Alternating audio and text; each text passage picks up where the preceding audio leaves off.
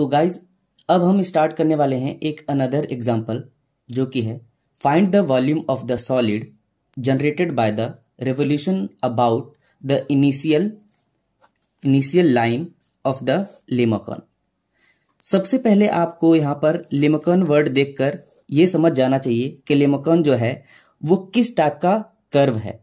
तो जैसे कि हमने टाइप्स ऑफ पोलर कर्व में देखा था, उसमें हमारे पास ये लेमेकॉन के बारे में हमने जिक्र किया था। तो सबसे पहले हम क्या करते हैं, लेमेकॉन जो है हमारे पास उसका एक डायग्राम ड्रॉ कर लेते हैं। लेमेकॉन हमारे पास कुछ हार्ट शेप का दिखता है, कुछ इस तरह। तो ये हमारे पास हो गया लेमेकॉन। ये हमारा एक्स एक्सिस, ये हमारा वाई एक्सिस और ये हमारा ओरिजिन। अब क्या कह रहा है कि हमारे पास एक लेमेकॉन है जिसके लिए हमारे पास रेडियस जो दे रखा है हमारे पास, ठीक है, वेक्टर रेडियस जो हमारे पास दे रखा है वो है a प्लस में b cos थीटा, जहां पर a जो है वो b से बड़ा है। अब ये जो हमारे पास radius of vector of radius जो दे रखा है वो इसी लेमेकॉन के लिए दे रखा है। अब ये जो लेमेकॉन है इससे जनरेटेड जो सॉलिड होगा उसका हमें वॉल्यूम फाइंड करना है। तो सबसे पहले जैसे आप लेमेकॉन यहाँ पर देखते हो, आपको ये जान लेना चाहिए कि लेमेकॉन जो हमारे पास पोलर कर्व का ही एक टाइप्स है।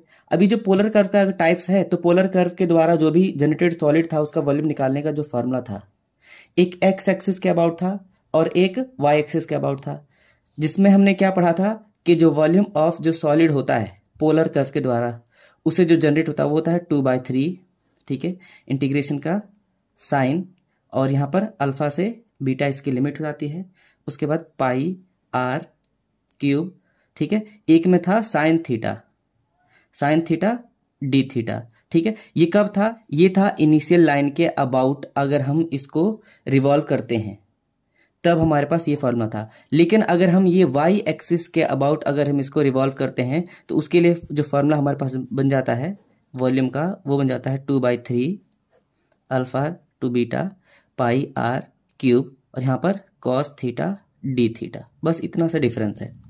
अब क्योंकि यहाँ पर बोल दिया गया है कि इनिशियल लाइन के अबाउट आप इसको रिवॉल्व कर रहे हो, तो इनिशियल लाइन के अबाउट का मतलब ये वाला फॉर्मूला आपका यूज होगा। और इनिशियल लाइन के अबाउट हमने वहां पे पढ़ा था कि अल्फा की वैल्यू यानी कि जो थीटा की वैल्यू थी वो हमारे पास 0 थी, ठीक है। तो ये पहली चीज तो क्लियर होगा कि यहाँ पर अल्फा की जो वैल्यू होगी वो 0 होगी, ठीक है। चलिए अब हम क्या करते हैं, गिवन लिख लेते हैं। गिवन में हमारे पास क्या है, radius of vector a plus B cos theta, ठीक है, और a की वैल्यू क्या है हमारे पास ग्रेटर देन b, ये हो गया। अब यहां पर हमें जो निकालना है वो लिख लेते हैं, जैसे कि वॉल्यूम फाइंड करना है। उसके बाद अकॉर्डिंग टू द क्वेश्चन, ठीक है, स्टेप फर्स्ट में हमें जो भी हमारे पास निकालना था वो है वॉल्यूम, और वॉल्यूम का जो फॉर्मूला होगा हमारे पास क्या होगा 2/3 pi are cube sine theta D theta और लिमिट अल्फा टू बीटा। और अल्फा की वैल्यू यहाँ पर हमें पता चल गई है क्योंकि इनिशियल लाइन के अबाउट हम क्या कर रहे हैं, इसको रिवॉल्व कर रहे हैं, तो अल्फा की वैल्यू यहाँ पर हमारे पास 0 आ गई। अब हम बीटा की वैल्यू चाहिए तो उसको हम कैलकुलेट करते हैं। तो सबसे पहले यहाँ पर हम लिमिट की ही कैलकुलेशन कर लेते हैं। तो पहली जो लिमिट हमारे पास अल्फा है वो तो हमारे पास 0 होगी। बीटा की अगर हम कैलकुलेशन करें तो बीटा के लिए हम क्या करेंगे, सिंपली हम क्या करेंगे, आर की वैल्यू हम क्या करेंगे 0 के इक्वल पुट कर देंगे। तो पुट आर इक्वल टू 0। अब आर की वैल्यू क्या हमारे पास, ये है a plus B cos theta equal to 0, और यहाँ पर क्या हो जाएगा हमारे पास b cos theta equal to minus का a, और कॉस थीटा क्या हो जाएगा हमारे पास माइनस के a/b। और यहाँ पर अगर हम ध्यान से देखें तो कॉस थीटा की जो वैल्यू है वो माइनस का a/b हो जाती है। अब यहाँ पर जो कॉस थीटा की वैल्यू माइनस का a/b हो जाती है, अगर हम मान लेते हैं कि a की वैल्यू अगर हम 3 लेते हैं और b की वैल्यू 2 लेते हैं, जो कि इस वाले कंडीशन को सेटिस्फाइड करता है, ठीक है। अगर इस कंडीशन को सेटिस्फाइड करता है और a/ में हम b लेते हैं यानी कि 3/2 लेते हैं, तो इसकी वैल्यू 1.5 आएगी, जो कि 1 से बड़ी है। लेकिन क्योंकि हमें मालूम है कि कॉस थीटा की जो मैक्सिमम वैल्यू होती है वो प्लस का 1 होती है, और मिनिमम वैल्यू क्या होती है हमारे पास, वो 1 होती है। तो यहाँ पर हमारे पास तो माइनस का माइनस लगा दीजिए और a अपन b की जो वैल्यू मैक्सिमम वैल्यू जो होगी हमारे पास वो हम +1 ही कंसिडर करेंगे। ठीक है, क्यों? क्योंकि हमारे पास जो cos थीटा की जो वैल्यू है वो -1 से +1 के बीच में ही वेरी करती है। ठीक है, अब हम बात करते हैं यहाँ पर जो cos थीटा है, cos थीटा जो है वो किस एंगल पर हमारे पास -1 वैल्यू को देता है। तो हम यहाँ पर जानते हैं कि cos थीटा पाई पर मैक्सिमम वैल्यू मिनिमम वैल्यू -1 देता है। कैसे? अगर आप इसको समझना चाहते हो तो यहाँ पर देख सकते हो cos पाई मतलब cos 180 डिग्री, cos 180 डिग्री मतलब 90 इंटू में 2 प्लस में 0। ठीक है, अब हमें पता है जो हमने 11th क्लास में पढ़ा था कि किस तरीके से हम क्वाड्रेंट में जो हमारे पास जो फंक्शन आता है उसका साइन जो चेंज होता है, क्या वैल्यू आती है। ठीक है, तो हम क्या करते हैं यहाँ पर हमारे पास 90। ठीक है, एक बार इसको हम ऐसे रोटेट करेंगे, फिर दूसरी बार। ठीक है, दूसरी बार में हमारे पास 0 है, 0 इसमें ऐड करेंगे तो फिर से वो उसी में आ जाएगा। और सेकंड क्वाड्रेंट में हमारे पास जो कॉस होता है वो क्या होता है, हमारे पास माइनस का होता है। अब यहाँ पर जो भी हमारे पास फंक्शन जो है वो फंक्शन चेंज नहीं होगा क्योंकि यहाँ पर इवन मल्टीपल है, तो यहाँ पर कॉस। ठीक है, उसके बाद हमारे पास जो भी यहाँ पर एंगल होता है वो यहाँ पर एंगल हम लगा देते हैं। ठीक है, माइनस का माइनस और cos 0 कितना होता है 1। ठीक है, तो इस तरीके से हमारे पास माइनस का 1 मिल गया। ठीक है, तो इस तरीके से हमारे पास ये थीटा हमने कैलकुलेट किया कंपेयर करके, तो हमारे पास आ गया पाई। और यही जो हमारे पास जो थीटा है, यही थीटा हमारे पास बन जाता है बीटा। ठीक है, तो हमने अल्फा की वैल्यू शुरुआत में ही देख लिया था, इनिशियल लाइन के लिए हमारे पास 0 होती है और बीटा की वैल्यू जो हमारे पास है वो है पाई। तो हमारे पास लिमिट जो है, लिमिट तो हमारे पास आ गई। अब हम क्या करते हैं, जो भी हमारे पास वॉल्यूम का फॉर्मूला था जैसे कि v इक्वल्स टू इंटीग्रेशन का साइन, उसके बाद अल्फा टू बीटा और यहाँ पर 2/3 पाई r क्यूब, यहाँ पर साइन थीटा डी थीटा। अब यहाँ पर हम क्या करते हैं, 2/3 पाई को बाहर लेते हैं और अल्फा की जगह पे 0 पुट करते हैं, बीटा की जगह पे हम पाई पुट करते हैं। और उसके बाद r की जो वैल्यू थी हमारे पास, r की वैल्यू क्या थी हमारे पास, r equals to a plus में b cos थीटा, ये था। तो हम यहाँ पर r की जगह पे हम क्या करते हैं, a प्लस में b cos थीटा। अब r का क्यूब है तो r का क्यूब रख लेते हैं, फिर उसके बाद साइन थीटा यहाँ पर, तो साइन थीटा ऐसे रख देते हैं, फिर डी थीटा है डी थीटा रख लेते हैं। ठीक है, चलिए अब हम इसको इंटीग्रेट करते हैं। इंटीग्रेट करने के लिए आपने 12th क्लास में आपने पढ़ा था कि जो भी हमारे पास इसके अंदर जो भी हमारे पास ये टर्म है, अगर ये टर्म इस टर्म का अगर कोई डेरिवेटिव मौजूद है तो इस टर्म को हम क्या कर लेते हैं, कोई दूसरा वेरिएबल हम लेट कर लेते हैं। तो यहाँ पर कोई दूसरा वेरिएबल के रूप में हम क्या लेट कर लेते हैं, let a plus B cos theta equal to T. अब हम इसको t लेट कर लिया है तो हम t के रिस्पेक्ट में इसको डिफरेंशिएट कर देते हैं। क्यों? क्योंकि यहाँ पे d थीटा की जो वैल्यू है वो चेंज हो जाएगी। जब यहाँ पर इंटीग्रेंड जो होता है हमारे पास, अगर वो चेंज करते हैं तो जिसके रिस्पेक्ट में हम पहले उसको इंटीग्रेट कर रहे थे उसको भी चेंज करना पड़ता है। ठीक है, साथ में लिमिट भी चेंज करनी पड़ती है, तो लिमिट भी चेंज करेंगे अभी हम। तो हम क्या करते हैं, सबसे पहले इसको डिफरेंशिएट कर लेते हैं। डिफरेंशिएट करेंगे तो ये तो कॉन्स्टेंट है 0, फिर उसके बाद b cos थीटा की क्या होता है माइनस साइन थीटा। ठीक है, और डी थीटा को करेंगे तो डी थीटा अपन में डी टी, यानी कि थीटा का जब डिफरेंशिएशन करेंगे विद रिस्पेक्ट टू टी तो डी थीटा अपन में डी टी, और यहाँ पर D T over D T. यहाँ पर हमारे पास क्या मिलेगा 0, यहाँ पर माइनस का b sine theta D theta over D T equals to 1, और यहाँ से हम क्या करेंगे, क्रॉस मल्टीप्लाई करेंगे तो हमें क्या मिलेगी वैल्यू इसकी, डी थीटा की वैल्यू हमें निकालना क्योंकि यहाँ पे चेंज करना है। तो यहाँ पर हो जाएगा डी टी ऊपर और ये मल्टीप्लाई में है तो ये डिवाइड में माइनस का b साइन थीटा। तो ये हमारे पास डी थीटा की वैल्यू आ गई। ठीक है, चलिए तो नेक्स्ट पेज पे चलते हैं। तो अब हम डी थीटा की जो वैल्यू है हम v यानी कि वॉल्यूम में हम पुट करते हैं 2/3 पाई, ये तो बाहर था हमारे पास, ये 0 टू पाई, और यहाँ पर हमने क्या किया था, जो हमारे पास जो वॉल्यूम पहले हमने लिखा था 2/3 पाई और यहाँ पर a प्लस में b cos थीटा। ठीक है, इसका क्यूब था साइन थीटा था। ठीक है, D theta alpha two beta, ये हमने इसको क्या कर रखा था टी लेट, तो यहाँ पर हम टी लेट कर लेते हैं। ठीक है, और उसके बाद हमारे पास इसका क्यूब था तो क्यूब रख लेते हैं, साथ में हमारे पास साइन थीटा डी थीटा ऐसे ही था तो साइन थीटा डी थीटा ऐसे ही। अब डी थीटा की जो वैल्यू हमारे पास आई थी वो क्या थी हमारे पास, माइनस का D T over B sine theta. ठीक है, अब चलिए देखते हैं 2/3 पाई और साथ में ये कांस्टेंट है तो हम क्या करते हैं इसको बाहर निकाल लेते हैं। साथ में माइनस का था, यहाँ पे कोई भी माइनस नहीं है तो प्लस माइनस माइनस हो जाएगा। फिर sine of integration limit 0 to pi और यहाँ पर t⁻³ इंटू में अब साइन थीटा से साइन थीटा कट जाएगा तो क्या बच जाएगा हमारे पास dt। यानी कि अब आपके पास क्या आ गया, हमारे पास इंटीग्रेंट t के टर्म में आ गया और उसी के रिस्पेक्ट में भी हमारे पास ये dt भी आ गया। लेकिन अभी हमने क्या है, हमने इसकी लिमिट को नहीं चेंज किया तो हम इसके लिमिट को चेंज कर लेते हैं। तो वहां पर हमने क्या किया था, a प्लस में b cos theta equal to हमने t लेट कर रखा था और हमारे पास वहां पर अल्फा की वैल्यू क्या थी 0 और बीटा की वैल्यू क्या थी हमारे पास पाई। तो हम क्या करेंगे वैन थीटा यानी कि अल्फा की वैल्यू यानी कि थीटा ही है, ठीक है। When theta equals to 0 then T की वैल्यू क्या होगी हमारे पास, इसमें क्या करते हैं a का a प्लस में प्लस b का b और cos 0 कितना होता है 1 और t की वैल्यू यहाँ पर कितनी आ जाएगी a प्लस में b। तो यहाँ पर हमारे पास t की वैल्यू आ गई हमारे पास a प्लस में b। अब क्या करेंगे वैन थीटा इक्वल्स टू पाई यानी कि बीटा यहाँ पर थीटा ही है तो थीटा इक्वल्स टू पाई है तो हमारे पास उस केस में हमारे पास क्या हो जाएगा a प्लस, ठीक है, b और cos पाई की वैल्यू क्या थी हमारे पास -1 इक्वल टू t। यहाँ पर हमारे पास t की वैल्यू क्या आ जाएगी a माइनस में b, ठीक है। तो हमारे पास जो हमारे पास न्यू लिमिट है वो अब कुछ इस तरह हो जाएगी 2/3 पाई अपॉन में b, ठीक है। लिमिट कहाँ से कहाँ पर a प्लस b से a माइनस b हो जाएगी, ठीक है, कोई दिक्कत। चलिए तो a प्लस b से a माइनस में b, तो ये हमारे पास अब ये न्यू लिमिट आ गई। अब हमारे पास ये है t3 dt, ठीक है।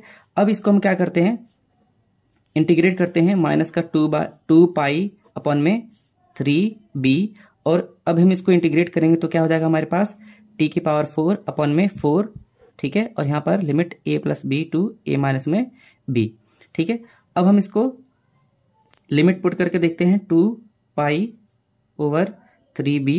लिमिट क्या है, अपर लिमिट पहले पुट करेंगे वो है a माइनस में b की पावर 4, फिर लोअर लिमिट पुट करेंगे a प्लस b की पावर 4 अपॉन में 4। तो ये वैल्यू आ गई लिमिट पुट करने के बाद ये।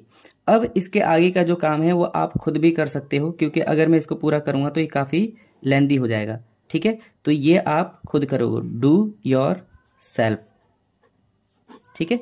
चलिए नेक्स्ट क्वेश्चन पे बढ़ते हैं। तो अब हमारे पास है एक अनदर क्वेश्चन, ठीक है, जिसमें क्या कह रहा है, find the volume of the solid generated by the revolving the finite region bounded by curves y equals to this and y equals to this, ठीक है, about the line x equals to 3। देखिए किसी भी question को करना मुश्किल नहीं होता है, उसको समझना ज्यादा मुश्किल होता है। अगर आपको एक बार क्वेश्चन समझ में आ गया देन आप उसको इजीली कर सकते हो, ठीक है। तो सबसे पहली बात तो यहाँ पर जो भी कर्व्स गिवन है इन कर्व्स को पहचानना आपको आना चाहिए। जैसे मान लीजिए अब आपको वॉल्यूम का जो फार्मूला है वो 3-4 वॉल्यूम का फार्मूला है, अब आपको इसमें से कौन सा फार्मूला आपको यूज करना है वो समझना आना चाहिए। तो वो सारे फार्मूला जो है वो डिपेंड करते हैं कि किस टाइप का आपको कर्व प्रोवाइड किया गया है। जैसे कि हमारे पास y इक्वल्स टू ये और y इक्वल्स टू ये दे रखा है तो ये साफ साफ इंडिकेट करता है कि इसके अंदर कोई भी इंडिपेंडेंट वेरिएबल मौजूद नहीं है। जब ये इंडिपेंडेंट वेरिएबल मौजूद नहीं है तो ये हमारे पास पैरामीट्रिक कर्व भी नहीं है। तो पैरामीट्रिक कर्व द्वारा जो भी वॉल्यूम जनरेट होता है उसको हम वैसे भी नेगलेक्ट कर देते हैं, हटा देते हैं। फिर उसके बाद हम बात करते हैं इसके अंदर कोई आर मौजूद नहीं है जिसके लिए हम इसको पोलर कर्व के जैसा ट्रीट करें। तो पोलर कर्व के द्वारा जो जनरेटेड जो सॉलिड था उसका वॉल्यूम का फॉर्मूला जो था वो भी यहाँ पे नहीं लगेगा। तो अब जो लास्ट जो बच जाता है वो बच जाता है हमारे पास कार्टेशियन कर्व, ठीक है। और कार्टेशियन कर्व का जो हमारे पास वॉल्यूम का फॉर्मूला है अबाउट एक्स एक्सिस करते हैं तो हमारे पास क्या हो जाएगा dx इंटीग्रेशन का साइन और यहाँ पर हम क्या करते हैं पाई स्क्वायर, ठीक है, पाई स्क्वायर और a टू b हमारे पास इसका फॉर्मूला बन जाएगा, ठीक है, क्लियर। पाई स्क्वायर dx और लिमिट a टू b ये हमारे पास फार्मूला बन जाता है एक्स एक्सिस के अबाउट रिवॉल्व करने पर, ठीक है, कार्टेशियन कर्व को। तो इसी तरीके से हम क्या करते हैं, सबसे पहले ये जो भी कर्व गिवन है इसके द्वारा जो भी हमारे पास ग्राफ बनता है उसको पहले ड्रॉ कर लेते हैं। हम यहाँ पे लिखते हैं सॉल्यूशन, फिर गिवन में हमारे पास y equals to X square plus में 1 वाई इक्वल्स टू 5, ठीक है, about the X equals to 3। यहाँ पे हमें वॉल्यूम चाहिए तो वॉल्यूम के लिए question mark according to the question, यानी कि क्वेश्चन के अकॉर्डिंग। स्टेप फर्स्ट, हाँ स्टेप फर्स्ट में हम क्या करते हैं, यहाँ पर हम ड्रॉ कर लेते हैं इसका डायग्राम।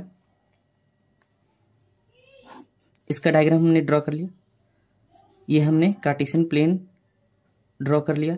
अब देखिए y equals to X square plus में 1, हमने 11th क्लास में पढ़ा था पैराबोला।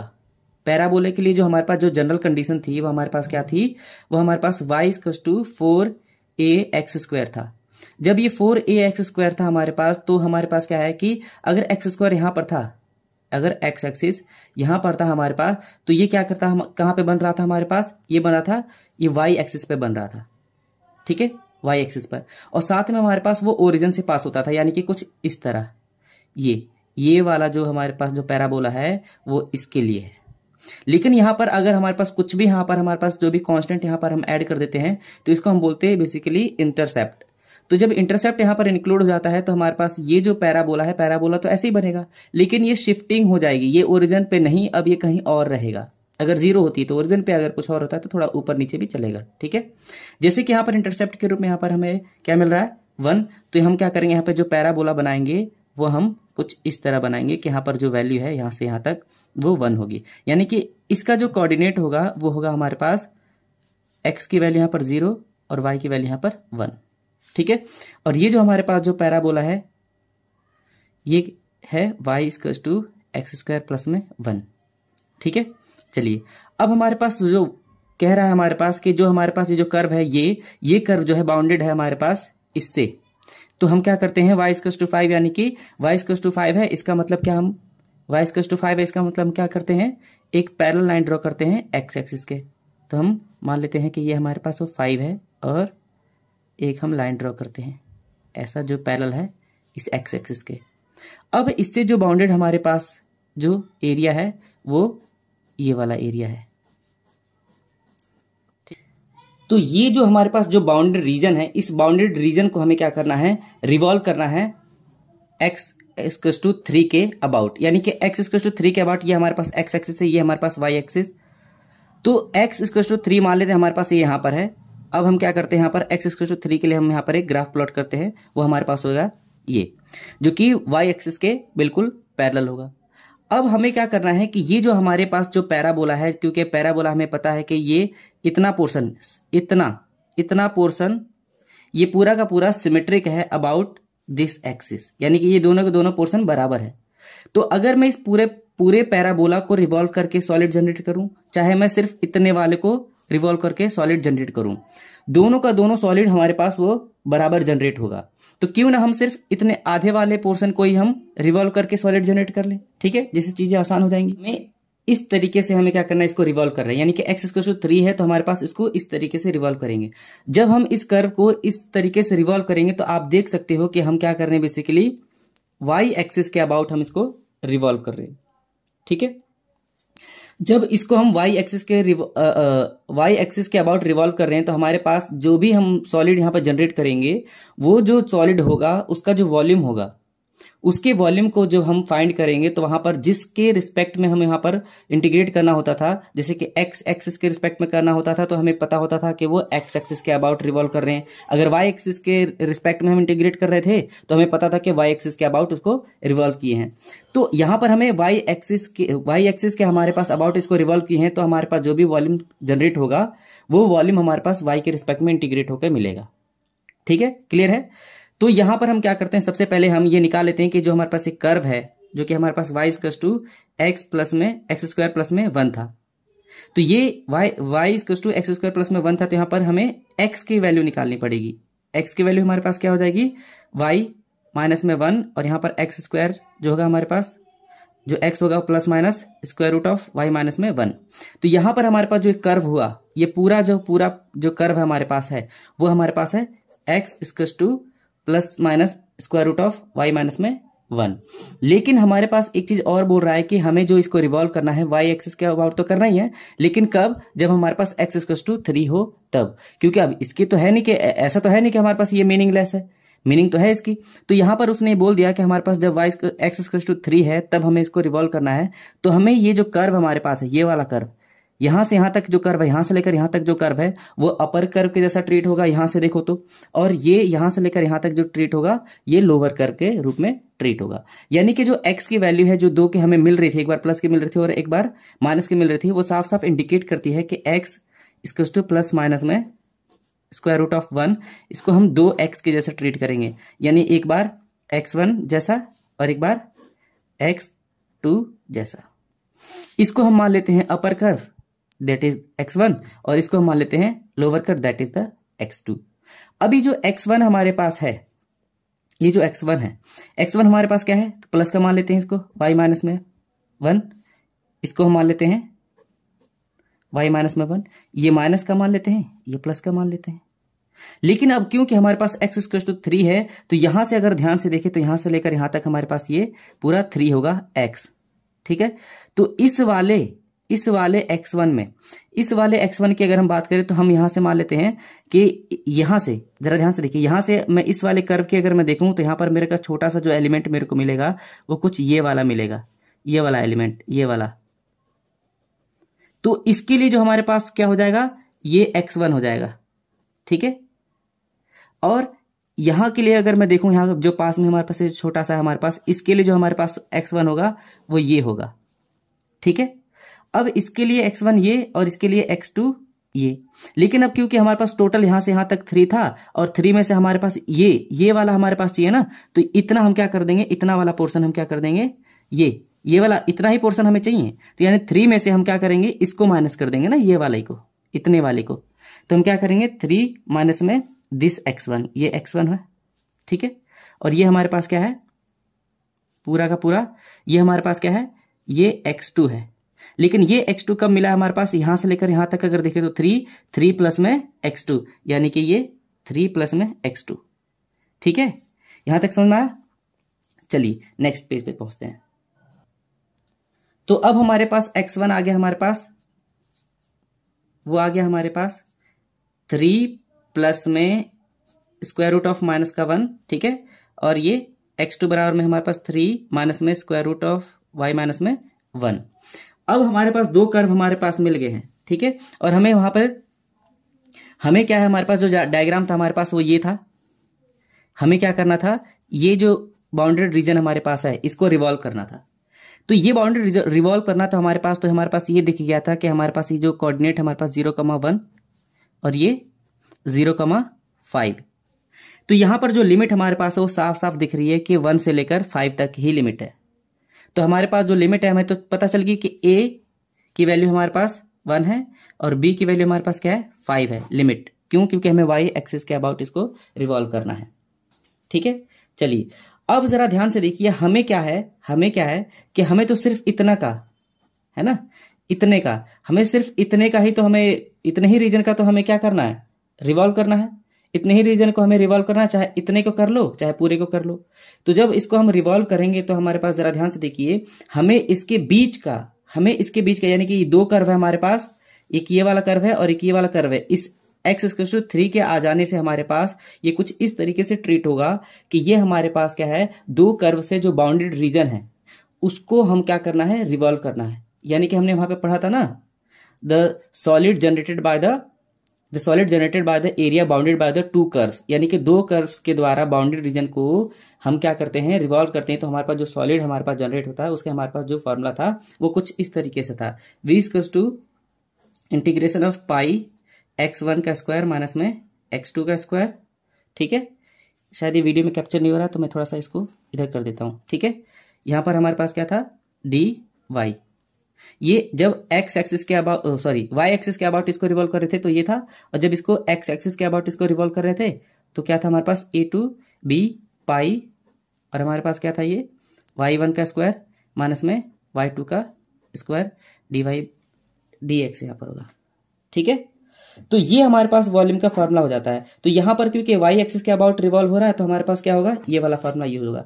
तो इसलिए हमारे पास जो वॉल्यूम का फॉर्मूला होगा हमारे पास वो क्या होगा, a2b और यहाँ पे पाई x1 का स्क्वायर माइनस में x2 का स्क्वायर और यहाँ पर dy। अब हमारे पास a की वैल्यू हमारे पास 1 है और b की वैल्यू हमारे पास क्या है 5 है। ठीक है, तो अब हमारे पास यहाँ पे पाई x1 की वैल्यू हमारे पास क्या है 3 प्लस y माइनस में 1। ठीक है, ये हमारे पास क्या हो गया x1, ये हमारे पास x1 उसका स्क्वायर माइनस का, अब हम x2 यानी 3 माइनस में y माइनस में 1 का स्क्वायर। ठीक है, उसके बाद ये dy। अब हमें क्या करना है, सिंपली इन दोनों को हम क्या करना है एक्सपेंड कर लेना है, ताकि हमें इजीली इनका इंटीग्रेशन निकाल सकें। 1 2 5 और यहाँ पे पाई a प्लस बी का होल स्क्वायर, ये 9 a y माइनस में 1। ठीक है, प्लस में 6 y माइनस में 1। ठीक है, ब्रैकेट माइनस में यहाँ पर फिर से 9 प्लस में y माइनस में 1 माइनस में 6 square root of y minus में 1, और ये हमारे पास पूरा dy। उसके बाद हम क्या करते हैं, इसको सिंप्लीफाई करते हैं। 1 2 5 और ये 9 प्लस में y माइनस में 1 प्लस में 6 अंडर रूट में y माइनस में 1, ये माइनस का 9 माइनस का y प्लस का 1 प्लस का 6 square root of y minus में 1 पूरा ये dy। ठीक है, अब हम क्या करते हैं, पाई 1 2 5 और ये प्लस का 9 कैंसिल आउट, 9 माइनस के 9 से ये प्लस का y माइनस का y माइनस का 1 प्लस का 1, और ये हमारे पास बच जाएगा 6 प्लस प्लस का है ना 6 6 12, और ये स्क्वायर रूट ऑफ माइनस का 1 dy। ठीक है, तो हमारे पास क्या आ गया, अब ये कांस्टेंट है तो 12 पाई। ठीक है, 1 2 5 और square root of y minus में 1 dy।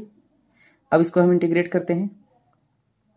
ठीक है, उससे पहले इसको हम थोड़ा सा और सिंप्लीफाई कर लेते हैं, इसको y माइनस में 1 और उसके पावर 1/2 और यहाँ पर हम dy।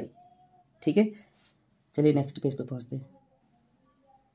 तो हमारे पास जो वॉल्यूम आया था 12 पाई इंटीग्रेशन का साइन 1 to 5 y माइनस में 1 की पावर 1/2 dy। अब हम क्या करते हैं, अब हम इसको क्या करते हैं इंटीग्रेट करते हैं। 12 पाई इंटीग्रेशन हो गया अब इसका, तो क्या हो जाएगा y माइनस में 1 और इसमें 1 ऐड करेंगे तो 3/2 और हमारे पास नीचे 3/2 और लिमिट हमारे पास 1 to 5। ठीक है, इस अंदर वाले का डिफरेंशिएशन होता है जो कि 1 होगा, इसलिए मैंने यहाँ पर लिखा नहीं है। ठीक है, चलिए तो v इक्वल टू क्या हो जाएगा 12 पाई और ये 2 ऊपर चला जाएगा, 3 नीचे हो जाएगा, और यहाँ पर हम जब लिमिट पुट करेंगे तो क्या हो जाएगा हमारे पास 5 माइनस में 1 यानी कि 5 माइनस 1 यानी 4 की पावर 3/2। ठीक है, माइनस 1 पुट करेंगे तो हमारे पास क्या हो जाएगा 0 की पावर कुछ भी करो हमारे पास क्या आएगा वो 0 आने वाला है। तो यहाँ पर हो जाएगा हमारे पास 3 4 जा 12, तो 4 2 जा 8 पाई, और यहाँ पर हमारे पास क्या हो जाएगा 4 की पावर 4 को हम कैसे लिख सकते हैं 2 की पावर 2 और उसकी पावर क्या 3/2, तो इससे एक कैंसिल आउट, तो हमारे पास क्या बच जाएगा 8 पाई इंटू में 2 की पावर 3 यानी कि 8, यहाँ पर क्या हो जाएगा 8 8 जा 64 और ये पाई, तो ये हमारे पास निकल कर आ गया डिजायर्ड वॉल्यूम। ठीक है, तो आई होप कि यहाँ तक आपको समझ में आया होगा।